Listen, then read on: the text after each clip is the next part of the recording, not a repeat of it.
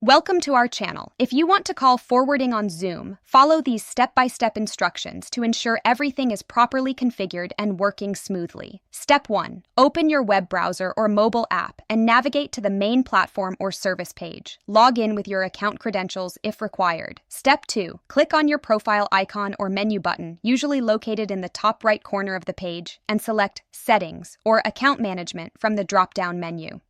Step 3. Navigate to the appropriate section within Settings, such as Preferences, Security, or Account Options, where you can view and modify relevant configurations.